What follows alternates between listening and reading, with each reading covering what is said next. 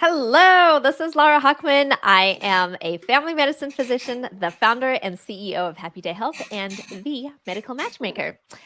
Today, I am speaking with the one and only Michael Johnson. I'm super excited to have him here. Michael is a lawyer who is so good at physician contracts.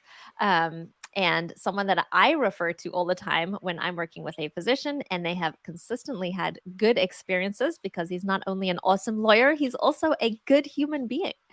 That is an intro. I appreciate that. That is quite the intro. You're overselling me a little bit, but I appreciate all of that. So thank you for being here. I really appreciate it. Yeah. If anyone is watching live, please write in the comments #live. And if you're watching a replay, type out #replay. So we're going to learn a lot today. If you have any aha moments, feel free to write them in the comments for anyone who may not be watching, but may be reading. So Michael, today I was thinking we could start talking just about the basics. What is a non-compete? And, what does it mean for our family? And then we'll go into what we can do about it. How does that sound? No, it's great. It's a wide topic. I could literally talk about this for 6 hours or the next 25 minutes. I'll try to stick to the 25-minute piece or however long we're going, but there's a lot to cover, a lot of nuances. One thing I'll say in advance is that every contract is a little bit different. I'll talk about generally what I see with physician contracts, with restrictive covenants and non-competes, but whatever is in your contract might be different than the norm or generally what I see. Everyone's a little bit different. So let's not assume that whatever I say applies perfectly to your situation. Lawyer disclaimer, we're talking about general education stuff and not something specific to you. So just keep that in mind. Awesome. All right, let's go ahead. And for anyone who doesn't know what a non-compete is, can you tell us what that is and if it is the same as a restrictive covenant or if they're just, different names for each other?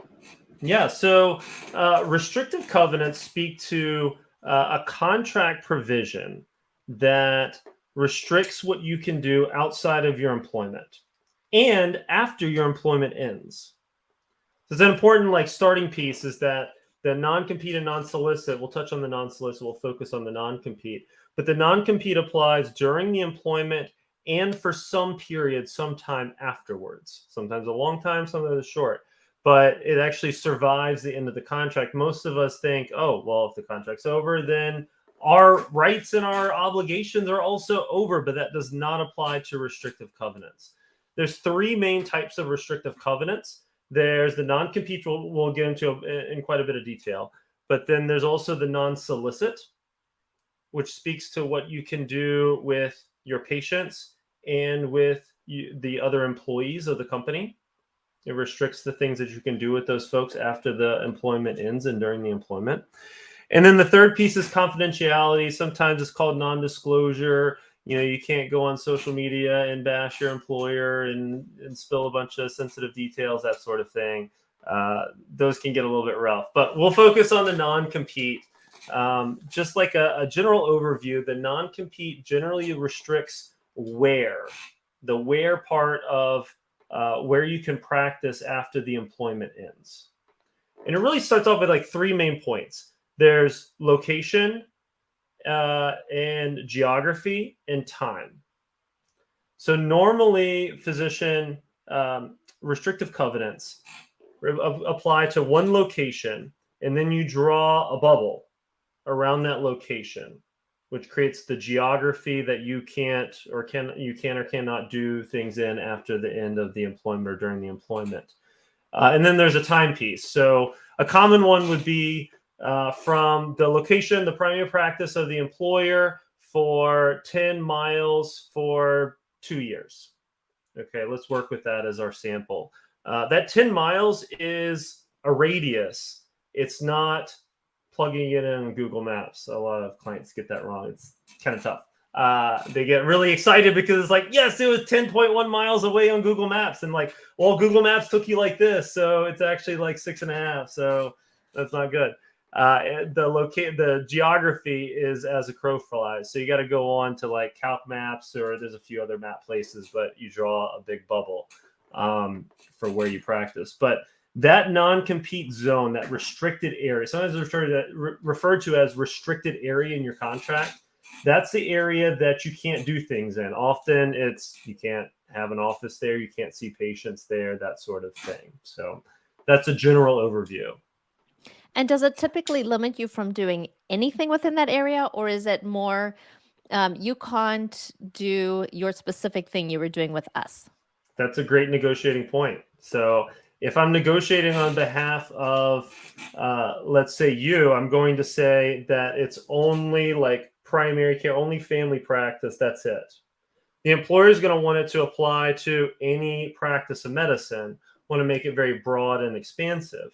But the more that you can narrow it down, the more outs the physician might be able to create when they're negotiating their non-compete. Like, for example, if I have a psychiatrist that is doing addiction, for example, I would want my non-compete to only apply to addiction medicine, only addiction psychiatry.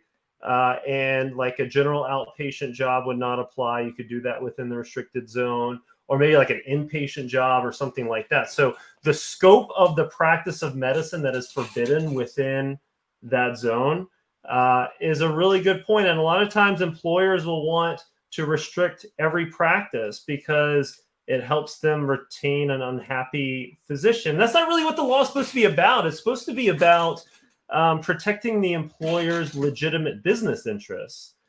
And let's say you're an addiction psychiatrist, you have an addiction psychiatry practice, that's what you're focused on. I mean, are you really losing clients to a psychiatrist that wants to go to an inpatient hospital, like doing inpatient psychiatry? I mean, probably not, right? So that's a good area to negotiate, an important piece to clarify on the front end in the written document. Yeah. Great, thank you. I'm noticing in the chat a couple of people are saying they can hear, but they can't see anything. So if anyone is more familiar with StreamYard than I am, can you please tell me how I can make sure to make that work? Let's see. What? How's that? Oh, that's nice. Oh, yeah. Do you guys see that? Anyone? Can they see you, or can they see me, or both, or neither? I think neither. Ooh, okay. But they can hear.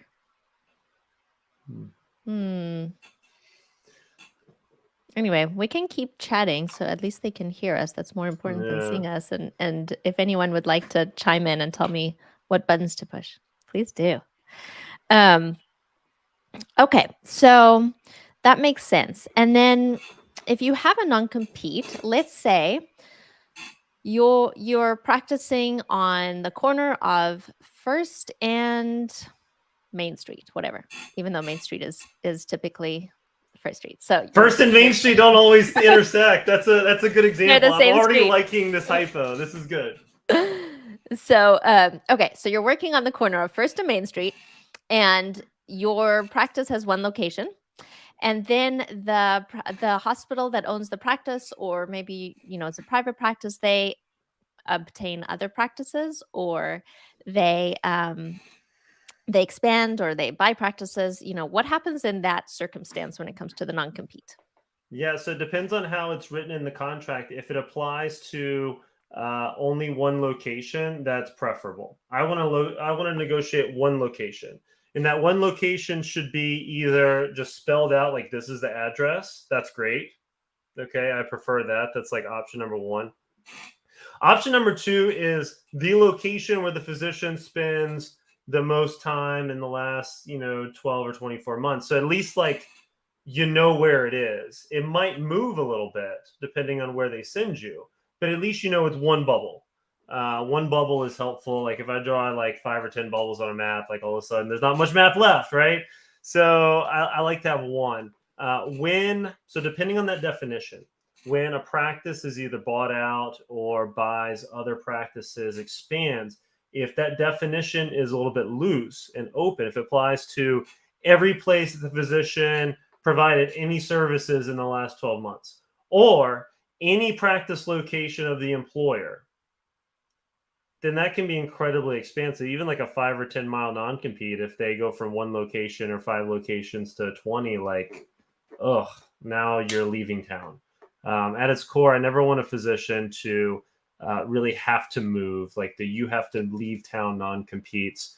We really want to try to avoid those at all costs, or maybe even turn down the job if that's what they want. Like if that's what they really want, maybe you need to look at the next best option, even if it pays you $20,000 or $30,000 less.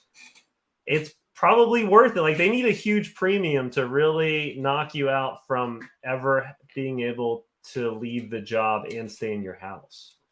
Yeah. Yeah. So, And I see that sometimes. So, I'll have doctors that will call me up looking for another job because they actually even like their position, but they need to go decrease the hours, or something happens, or they have to take a sabbatical for a month to maybe take care of a loved one or something like that. So they're calling me saying, hey, my employer won't let me go part-time. Can you please help me find a job? I'd like to stay in this location, which happens to be close to their house and close to their work. And now they're stuck because now they have a 20, in Austin, a 25-mile non-compete for 2 years is what we're seeing here, which, as you can imagine, that's crazy. That's like an hour and a half to 2 hours each way commute. yeah. So, at that point, I come up with all these crazy ideas, why don't you do this and why didn't you do that? So, let's touch on that a little bit. But well, why don't we just talk about you're in a non-compete, you're in a job, you have this non-compete, you want to stay in town, what do you do? Yeah, so if it applies to every practice of medicine within the zone, and there are no outs, there's no exclusions for the employer terminating you without cause, or exclusions for reduced compensation packages over time, or like there's no wiggle room out. There's some specialties that have really good tele options. That's a good time to like try to bridge a gap. I like to try to negotiate for an open moonlighting provision, like during the job, so that you can maybe have some sort of bridge, some sort of tele or remote type bridge. Maybe it's a job that pays a premium but requires a longer commute. Sometimes that happens when you step out of big cities. So if you're in Austin, but you want to go somewhere like deep in the hill country to practice at some small place, then maybe there's some space for you to do that. But look, like the other option is to do what you wanna and then see what happens. See if they send you a cease and desist. See if they want to sue you. Like that is an option. Texas law requires the employer to offer a buyout. Not all states have that. Some states, it just depends. But usually that buyout is so high that it's not really worth it. Like it's kind of a useless provision. Like unless they put some sort of like hard and fast deadline, it can't be more than 3 or 4 months of your salary or something like that. Then the statute is next to meaningless. But like what you can do is try to do the thing that you want to do and just wait and see if they sue you. The problem that you run into with trying to beat a non-compete is that they usually set up the contract in several different ways that helps them succeed in enforcing it. Like they want to try to write it in a way that's enforceable. They usually have a forum selection clause. So like if you're in Austin, you might not want to be an employer trying to enforce a non-compete in Austin, but there are some counties around that are maybe the judges there might be a little bit more employer friendly, might have a little bit different makeup, and they might be more sympathetic to a physician or an employer over a physician. So forum selection is really important. If an employer has multiple locations, I'd be willing to bet that most contracts will select the forum, require the litigation or arbitration to happen in the forum that's most advantageous to them. So that's an issue. You'll usually have either an arbitration or a litigation clause, and the employer will pick whichever one they think they're going to be most successful in. Like if the courts there are relatively, employee friendly, less employer friendly, then they're going to pick arbitration, and they might pick arbitration with the American Health Lawyers Association, which may also be a little bit more health employer friendly than the general like subsect of arbiters that you'll find. So now, like, okay, we stacked the deck like 3 or 4 different ways already, right? And then sometimes they'll put in stuff like attorney's fees clauses. So if the employer wins, then not only did the the physician lose the right to practice in the location that they're in, but now they have to pay the employer's attorney's fees. And guess what? They're probably going to be really high. And employers have a really strong interest in enforcing these things and fighting them out whenever, like, kind of making an example, right? Because it's not just about the one physician non-compete. It's about what the other 10 or 20 or 50 or sometimes 500 physicians are watching and looking at what happens with this case. So they have every motivation to fight as hard as they possibly can to win that, especially if it's a public forum like litigation. So those expenses are going to be high. You got to pay your attorney, you have to pay their attorney, and you've lost the right to practice in the location. But also, like, if you win that case, there's still a lot on the line. Like, you just win the right to continue working the place that you want to work. There's not some like massive positive always that's there. So the cost benefit of fighting a non-compete often makes them far more enforceable than, like, if you ask Google, JD, are non-competes enforceable? They're like, say, oh, maybe it's a coin flip. Well, it's a coin flip where, like, heads you lose a lot and tails you win a little. Like, when that's the math, then it becomes very difficult to justify challenging a non-compete. Have you had any success negotiating non-competes out of contracts before employment? Yeah, that's the best way. It's really, really hard once you're there to try to negotiate some sort of extra out. You got to have a ton of leverage. You got to be very, very, very profitable for that practice for them to be willing to do that. It's really hard. I encourage physicians to focus on the exit strategy in the first contract. Compensation, you can definitely renegotiate at any moment. They also can renegotiate compensation at any moment, and they do it all the time. They certainly renegotiate obligations, maybe, like, not objectively, but over time they might constantly start asking for a little bit more here and there and paying you the same or a little bit less here and there. If you focus on your exit strategy in the first contract, you reduce the non-compete, you give yourself some outs, you give yourself an opportunity to tell your employer no when they're being unfair because you have other options and you can walk away at any time.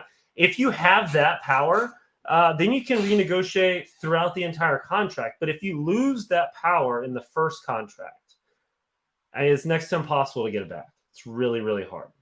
So if you're negotiating or looking at a contract on the front end, be really mindful of how that non-compete will affect your ability to say no, to negotiate for the entirety of the contract. Yeah. And so if you're signing a 2-year contract and your contract ends and you don't renew, your non-compete still holds. Absolutely. Yeah. You can also negotiate where if the employer terminates you without cause or doesn't renew your contract or whatever, that there's certain carve-outs. Carve-outs can be super helpful. I actually posted a blog with like 12 options for carve-outs, just thinking all the different ways that you can reduce. A lot of physicians will see a non-compete in a contract and they'll ask the employer to remove the non-compete. Just like a yes or no. And then the employer's like, no. And then the physician's like, well, this job offered me $300. My next best option is $295. So I guess I got to go with $300. And then they sign. And that's just not the way to think about it. One, if the non-compete at the $295 job is like much, much more stomachable, then you should go with that. Like, it's actually worth quite a bit of money. It's worth even more than $5,000 a year, like tens of thousands of dollars a year or more sometimes. But also there's so many steps between yes and no on non-competes. We already talked about geography, location, geography, and time, right? You can try to reduce time, reduce geography, limit to one location. Those are 3 options. But you can do carve-outs like the example for the addiction psychiatry down into general, or like backing out of a specialty. Like, let's say you're a anesthesia pain, for example, and you want an out. If you had a 12-month non-compete that was you have to move for 12 months, but you could practice general anesthesia, like you could do that for 12 months while you wait out your non-compete. Well, like, financially, you're fine. You might not be doing exactly what you want to do. You probably went to, your pain fellowship for a reason, and you probably like it. But for 12 months, like, it might be worth it, right? You at least have more outs. The VA is a great spot. I love trying to stick a VA option. If there's a VA close by, some of the VA jobs are actually quite nice, like they're quite comfortable. And one employer really wants to walk into court and be like, man, those guys at the VA, like, they're competing with me. I can't let this physician go compete with it. That's a terrible. Oh, I would hate to do that as the employer's counsel. Like, I would not want to be making that argument. So if I can sneak those in, then that's like a really nice one. At least give you some out. Sometimes I've seen like a carve out for like 1 or 2 physician practices. So like if you're in this small practice, or a carve out for a cash pay, like a different payor, that's another option that you can ask for. If it's primarily like DHS payors, then if it's cash pay, then that's a reasonable option. Talked about the buyout piece. But yeah, and then terminating like with or without cause. Like if you can ask the employer to say, hey, look, I'll agree to this non-compete, but if you terminate my contract without cause, then the non-compete goes away. Does that then have some unintended consequences of them terminating you with cause, like finding cause? Yeah, so I haven't seen that in practice yet. I've counseled physicians on like theoretically there's a chance that if they're motivated to find cause, that they might find cause. But look, if a physician is terminated with cause, and there's not like a very, very obvious like reason that they really should have been terminated with cause, like, look, you need to call a lawyer. You probably need to fight that. That's nonsense. If they're like trying to fire you with cause, and it was really just not the thing, you wore sneakers instead of closed-toed shoes or whatever, I don't know, some nonsense, right? If they're trying to make up something, then they need to get a lawsuit. Like, you need to hire a lawyer to take a look. But yeah, like, it also motivates them, though. There's a lot of things that they can do between like offering you your new contract and terminating your contract. Like, they can reduce your compensation. That clause isn't super valuable unless you have some sort of minimum compensation clause in your contract. Like, if your contract allows compensation to be adjusted like as needed by the employer over time. Well, if you're in that 300K range and they just don't like it, they want you to terminate the contract yourself because there's a good legal reason to do so. If they have the right to unilaterally just reduce it down to 200K, like, yeah, you're probably going to terminate that contract, right? And they're going to force you to do that. Like, you should still call a lawyer in that situation, because I would argue that they're, I would craft some sort of argument that they're breaching the contract, or at least explore that, right? But it can be a little bit sticky. I also see like sunrise and sunset clauses. Like, if it doesn't work out in a very short period, like, look, if we're here for 6 months and it's not working, let's all move on. Don't hit your non-compete on me. Like, we just know it doesn't work out. So that makes sense. And then maybe if you negotiate something like after 5 or 6 or 7 years, some pretty extensive period, I'm going to give you this time, but after that, I need some freedom. I've seen that work as well. So tons of options to negotiate them, but I wouldn't just stop at yes or no. Yeah, that's interesting. So I sometimes think, because I often ponder, like, if I could wave a magical wand and make something magically happen that's fair for both the employer and the employee.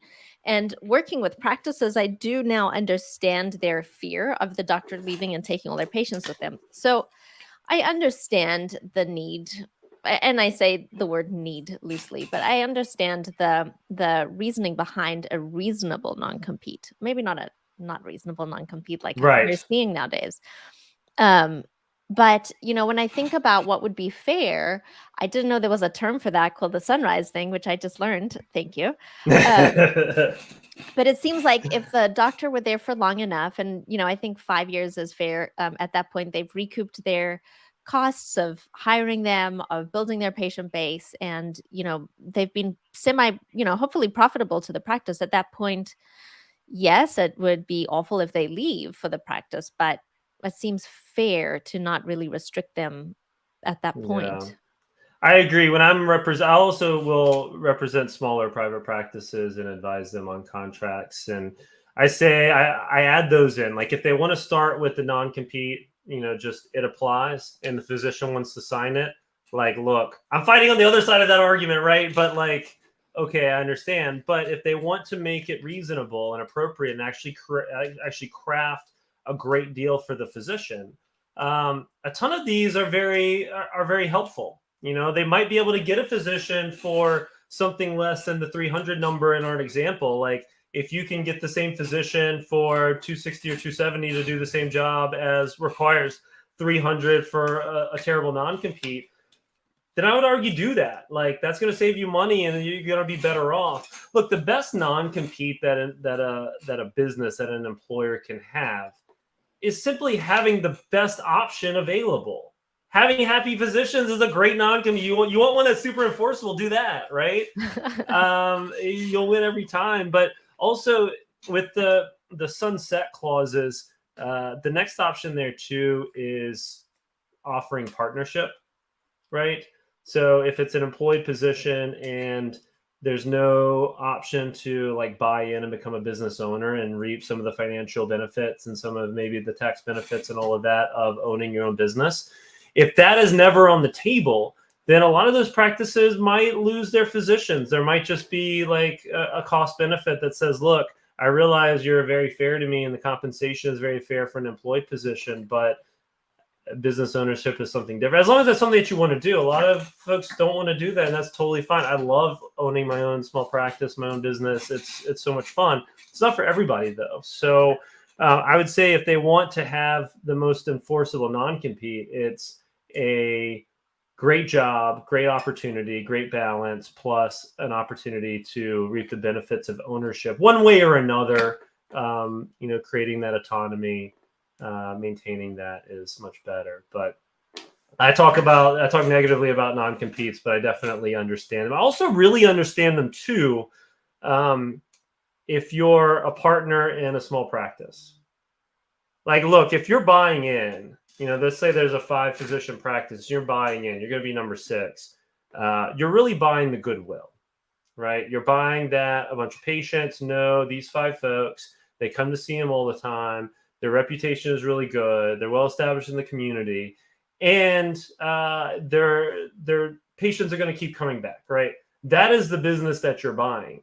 But if all of those folks have very weak non-competes, and like 2 of those 5 can walk across the street and take all the patients, like the second that you like sign the bank loan for the $1 million loan to buy the business, then now you have bought nothing really, right? You have $1 million loan that then went to these folks that are now across the street and taking all the patients.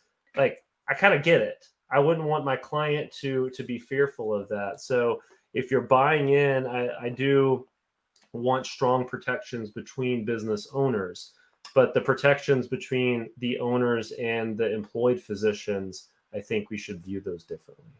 Yeah, no, I agree. The way to retain your employees should not be by bullying them by a non-compete. So. Absolutely. So in states where non-competes are not legal, so that would be California, Massachusetts. I don't know, there are a few more. Yeah, there's a few more. South Dakota. I don't have a lot of clients there. It doesn't really pop up that often. I haven't had to figure. Was it South Dakota and maybe Oklahoma? I know, like I've watched it. I've looked at a few in Washington State. I think it's so hard to craft one that's enforceable that most people just kind of don't try. But yeah, sorry. Go ahead. So okay, this may be a better question for an economist. So you may not know the answer to this. But in states where there are no non-competes, are we seeing a lower rate of physician attrition, or are we seeing different rates of doctors leaving their jobs, or all these adverse outcomes that the employers are so afraid of? Are we seeing those? So I actually have half of a master's in econ. Well, there you go. I had undergrad. I never had a chance to talk about that. I'm not an economist. I have a little bit of background in economics. But so I want to say that I read, this wasn't recently, but I read a study about, I think it was Kaiser in California, that talked about some of the differences that they saw between places that had non-competes and that did not have non-competes. And I want to say the conclusion was that there really wasn't a difference, that ultimately physicians would move would change if they were unhappy. But it could be the opposite too, that employers might feel more pressure to be more fair and balanced if they don't have that stick, that non-compete stick. So that's a really good research question. Yeah, if anyone from Freakonomics is watching this, please take this on, or please let me know if you already have. You call my old professors, like, hey, stick we have a project. stick a senior on this one. Okay, so I have a question, and I am going to open this up to questions if people want to type questions in the comments. I see Dr. Layton did as well, so we can address that too. So there are some hospital systems, and I know of this happening currently, where they will have their physicians sign a new non-compete because, hey, why not? And they'll just change it. Can you talk about, what is up with that and what can be done about that? The addendums, yeah. Oh, so frustrating with addendums. So the nature of just contract law in general is that at any time, if both parties agree, they can change the contract. They can change it. So you can always amend, modify the contract. Some contracts will try to convince the physician that they can't do that for like a 3-year term or whatever.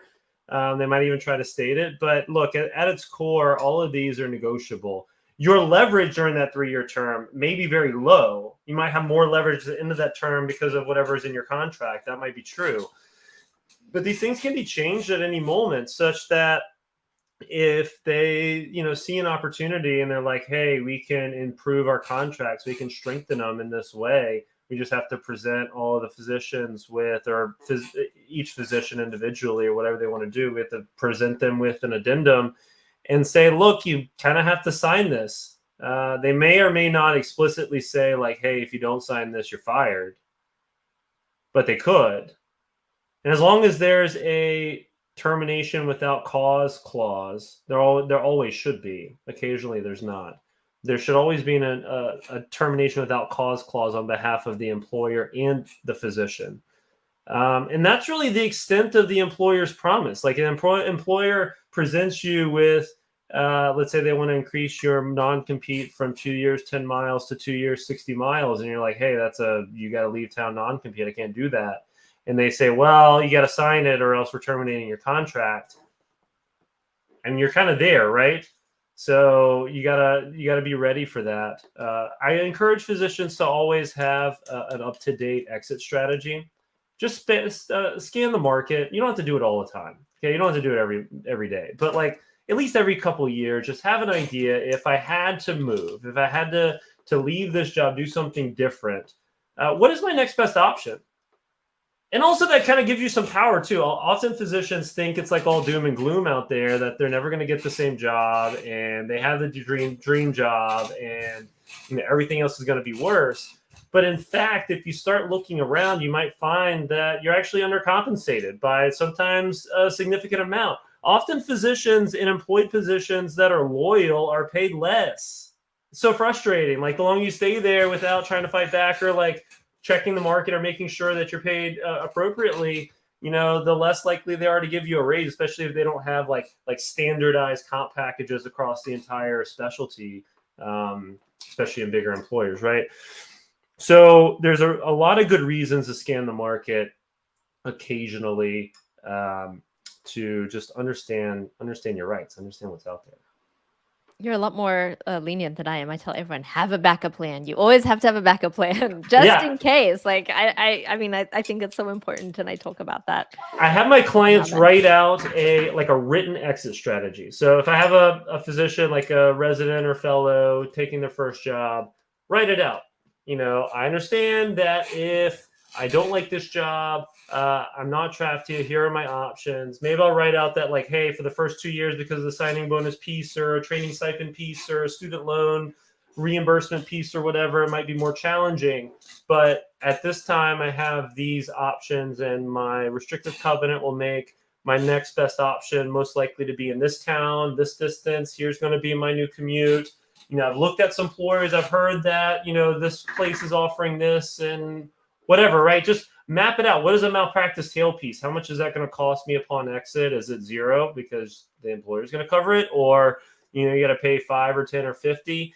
A lot of employers will have some sort of like financial penalty. They'll be able to take some sort of pound of flesh out of you on the way out, whether it's waiving a portion of a productivity bonus or some sort of like piece of your compensation that's paid in chunks, such that if you're not like present on the time that on like the day that piece of compensation is owed, you don't get it. Sometimes you end up waiving that.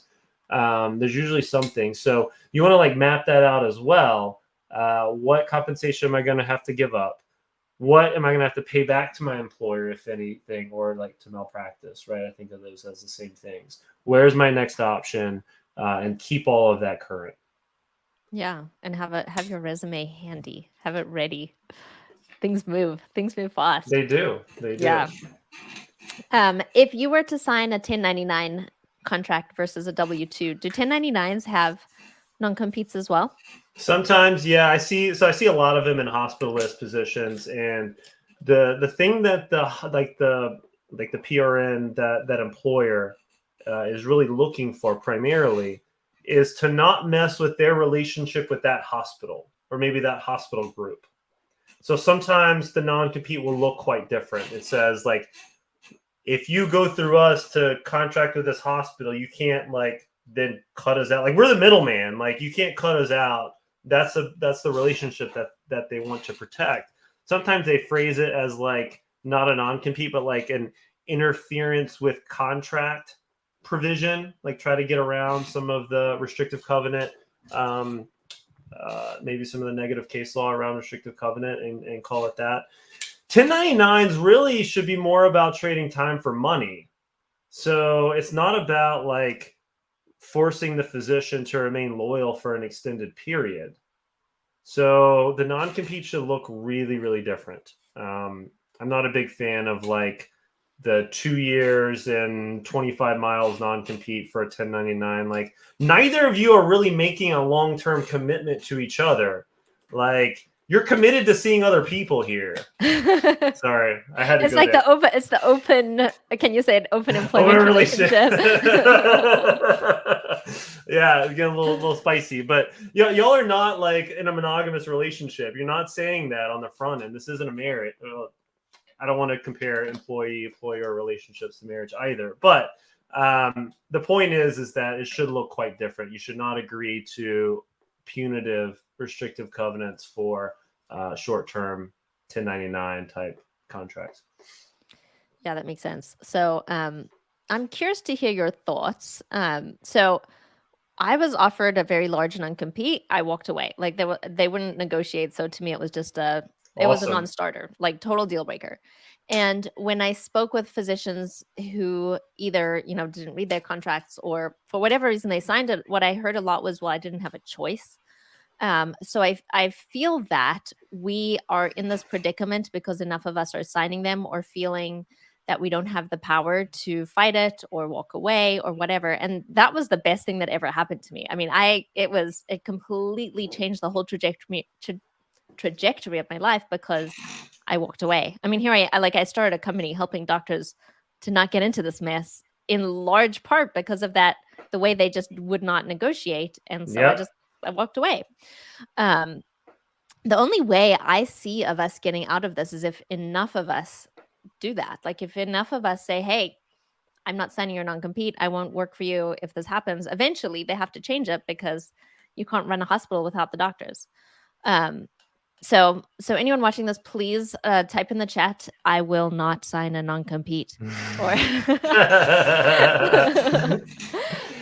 but what are your thoughts? How do we make this reasonable other than just treating their doctors well, which should be the obvious way. Right, that should happen every single time, regardless of the non-competes. But so for lawyers, it's interesting looking at this from a lawyer's perspective.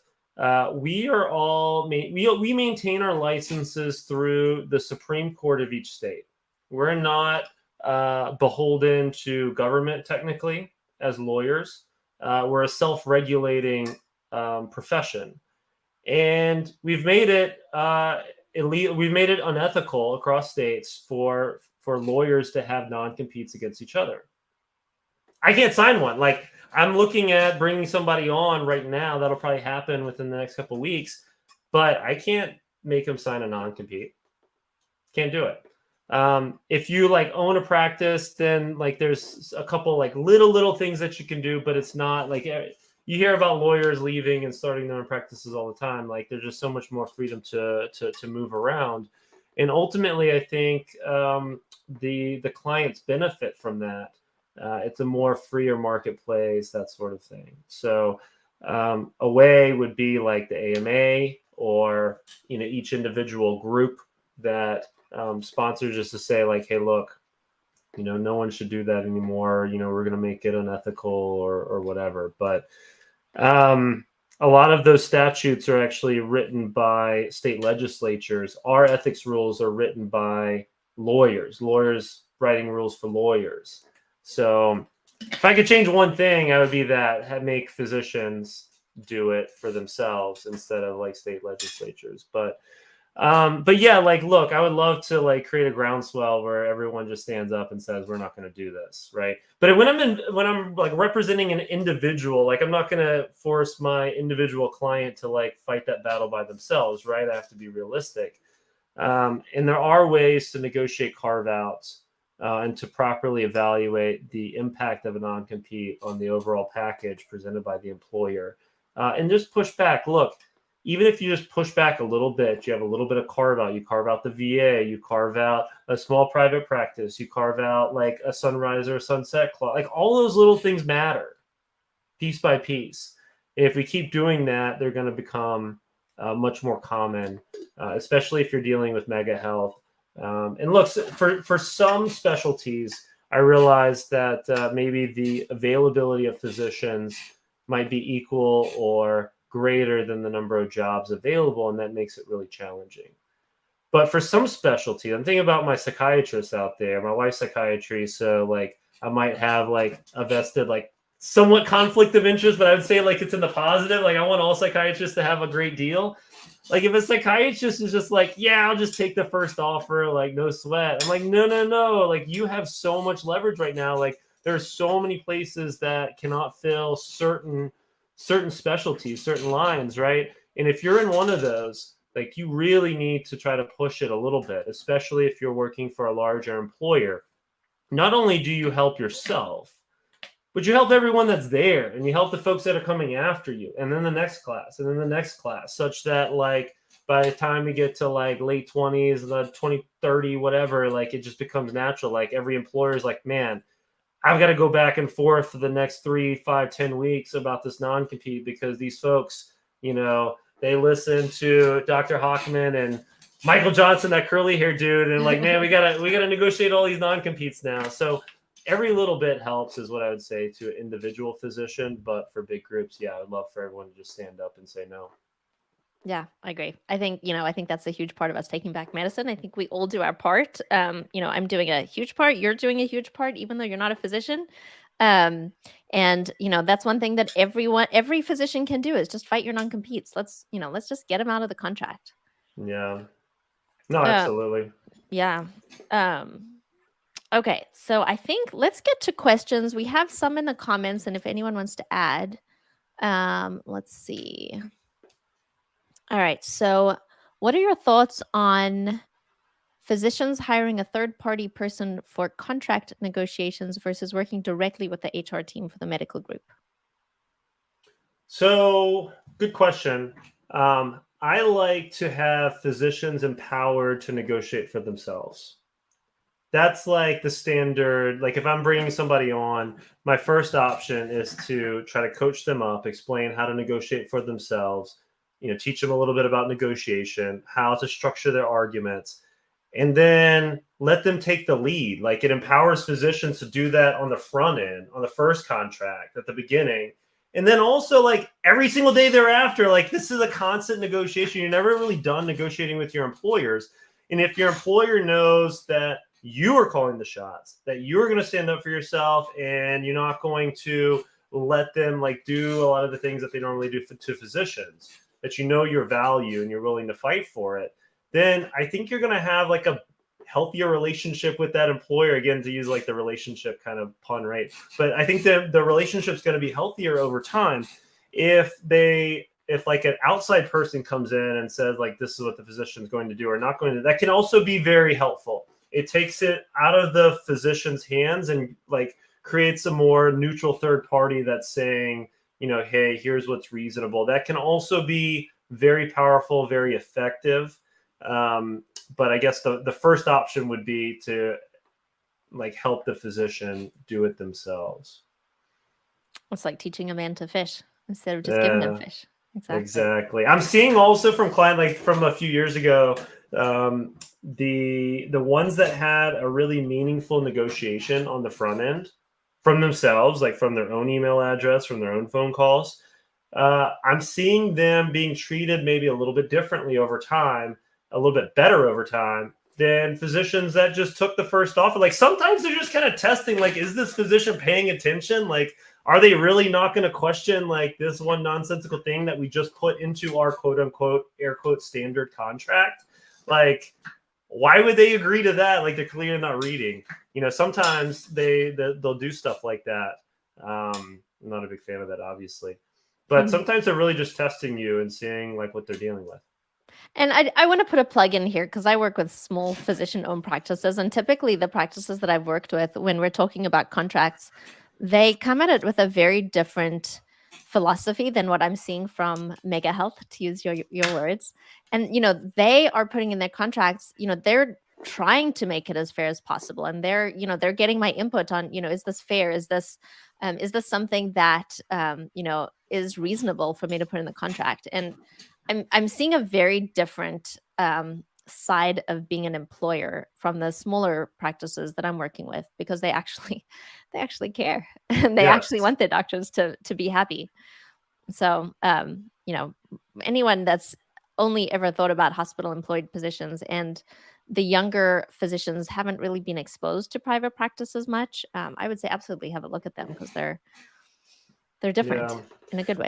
One thing I'm seeing with new like folks coming out is they primarily have experiences with their academic institution, and those academic institutions are usually like tied in some way to Mega Health. They do some sort of like cross work, whatever. Like Mega Health will subcontract out for that sweet cheap labor, right? So those are the two experiences. Often they don't get like a small private practice-y feel training in residency. So I don't know if you would speak to that, how that would even work. But I'm curious if that might be a way that we can encourage, we can highlight some of the advantages, is if we create more opportunities for folks in residency to experience that. Yeah, I think that would be huge. And I've actually spoken with physicians who are kind of fighting the fight alongside us. And they talk about, teaching new physicians the business side of medicine, because we don't get that in our training. And it takes a lot of guts to be able to start a practice or start any kind of business. It's hard. It's really hard. And I think, part of it is we need to be teaching each other, and hopefully the training programs will follow suit very quickly. I agree. Yeah. Someone asked, what's a good resource to use to check or scan the markets? With a $sign for. Well, you can call the medical matchmaker. Call me, I'll help you find a job. That's a good option, right? This is a tough one for me to answer, because like there's obviously a bunch of job boards online, right? But my fear is that if you think of some of the big box recruiters as anything other than job boards, that can be a little bit challenging. Like I get on those algorithms because I look up like physician stuff. So, every ad on YouTube is something related to selling a physician something, right? And then some will say that like they pre-negotiate the compensation package for you, so you don't have to. And I'm thinking like, what? That can't really be true. Like I don't know. Like I'm going to test that. So I would say one is you can reach out directly to small private practices that you've heard really good things about and try to have a conversation with somebody. I encourage residents to do that. And they kind of look at me kind of surprised, like, wait, what? I have to pick up the phone and like Google something? Like, I don't know if I want to do that. But I've seen some create some really interesting opportunities with some small practices just because they reached out and looked around. So that's a great option. You can obviously look at the various job boards and see what bigger employers are offering. I recommend, this might be kind of go counter to most of my industries and maybe even you. So I recommend kind of staying away from some of like the national like data bank, like the MGMAs and Sullivan Cotters and AGMA and that sort of thing. It's not always like an objective measure of what the next best opportunity is for you. Like if they're just using like national data and just like be like, hey, psychiatrists make anywhere from $200,000 to $500,000 a year anywhere in this country. It's like, okay, what am I going to do with that? Right? That's useless. If they say that the average like psychiatrist makes $286,543, like also where, like what are you going to do with that? So a lot of that data is just not that great. What you really need to look at is say, okay, if I wanted to leave, what is like a local private practice right outside of my restrictive covenant? What are they paying?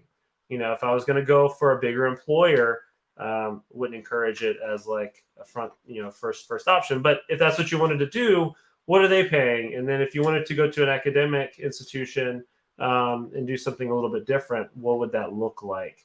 That's a better judge than like going to MGMA and getting the 40th and 60th and 72nd percentile and trying to, make decisions based off of that. Yeah. And I wouldn't let salary be your only determining factor for picking a job. Exactly. Yeah. Yeah. All right. Any other questions? While I'm waiting to see if any questions come in, Michael, can you tell me a little bit, if someone wants to work with you, you do a few different things as far as contract negotiations, and you work a lot with physician contracts. So can you tell me how you work with physicians? Yeah, so I have an Instagram, at Physician Contracts. I put up a ton of free information up there, a bunch of little videos. I have a lot of fun with it. So go there and check out a bunch of free information. I post like my thoughts about what's going on with different things that I'm seeing every day. So tons of free ways to like quote unquote like bring me in and use me. Use me up. I also have a website at physiciancontracts.com. It's still like under construction for like the last 6 months. I got to get on that, but I've been really busy trying to build the Instagram presence. So like all of my focus, all of my extra time has been going there. So eventually I'll get my website updated and rebooted, but you can find me there and all my contact information is there. You can send me an email from there. So if I'm if I'm brought on as a lawyer to help a physician evaluate, negotiate, and enforce their contracts, there's a few ways that we can do that. I have a single contract review package where I have an extended Zoom call with the physician on the front end. We go through your life. Like, what do you want your life to look like? That's usually the first question that I ask. And then we get into like the type of job that you want your job to look like and that sort of thing. But at its core, physician contracts are a tool to help you execute your life plan. It's not for them to like work you. Like you're the one making the choices here, and it needs to fit your life. So I want to take a lot of time on the front end to get to know each physician that I work with, understand what they're looking for, so that when I'm evaluating the contract, I evaluate it with like their wants and needs in mind, like just a general, this is bad, this is good, you should change this or negotiate that. That might not be the same for everybody. Like you might have different wants and needs than my wife or somebody else, right? So if you have PSLF needs or you have family or, you want to do a lot of moonlighting or whatever, like all of those things matter, and each contract should be read and evaluated with you in mind. So I do the evaluation of the contract. I write up a report, provide my thoughts and some some like ideas on how to negotiate it or some additional information that we need. Often when you get the contract, you don't always have all the information that you need. Sometimes they don't even tell you like how much do we pay per RVU. And I'm looking around and it's kind of like, well, where is that, right? Sometimes it's like, hey, we need to go ask for this information and then we'll finish our evaluation. So I do the first Zoom call, get to know you call. I evaluate the contract. We have a second Zoom call extended. We walk through the contract all the way through, pros and cons, what you should do. And then I provide some options for either accepting or negotiating or whatever's next. So that's a flat package. That is at $950 at this moment. I do a multiple contract review that adds a little bit more. It's a little bit less like per additional contract. I have some other options. I have like a flat fee for 4 months option. That is super helpful if you're like exiting one contract and going into another, and maybe the exit is a little bit sticky, and maybe there's like some things that we got to negotiate on the exit and on the new contract. Like there's a lot of bouncing balls. There's a lot of stuff going on. So I encourage folks to consider bringing on a lawyer that is experienced in physician contracts during those transitions. For somewhere between the $950 to a few grand, you can definitely get far more value from an experienced physician contract lawyer, someone who has done this quite a bit. They can save you a ton of money, whether it's like even some like the really basic stuff, like making sure you like max out your CMEs and all of your PTO days on the way out. Like that alone would probably like cover most of my costs most of the time. Like people leave like CME costs in that like account and like don't apply it to expenses, like expenses that count. They do it all the time. Like that's probably enough to like cover the rest of my fees most of the time.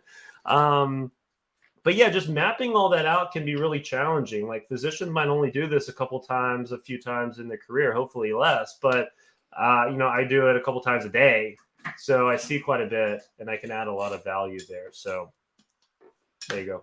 That's great. Awesome. Well, if anyone is in the transition, please do contact Michael. I can absolutely guarantee he's awesome. My the doctors that I send to him are all happy. So all happy with his work.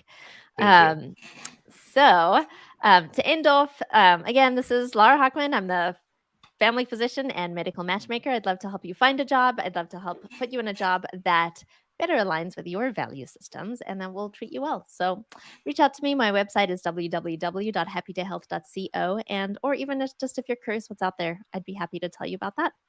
So I hope this was helpful. And if you have any questions, put them in the chat or reach out to me or Michael. Thank you so much.